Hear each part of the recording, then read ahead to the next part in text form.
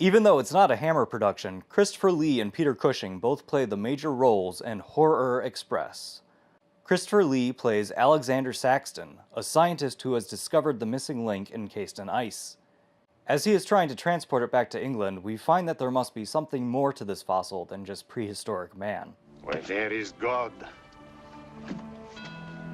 there is always a place for the cross. Even on this stone floor, just so. This brings up the topic of science versus religion. But Satan is evil, and where evil is, there is no place for the cross.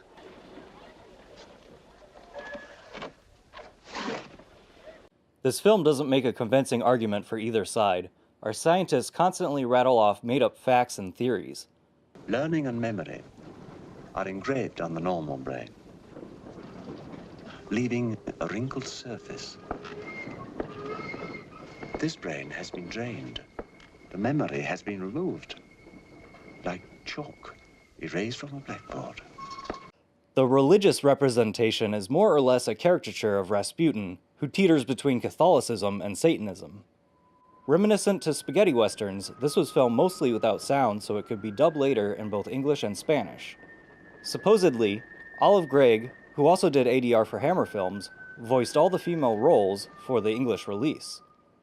The production was on a very tight budget and could only afford a small studio. Every time you see our actors walk to a new area of the train, it's actually the same set, rearranged and decorated to give the illusion of a separate car. This movie was very enjoyable.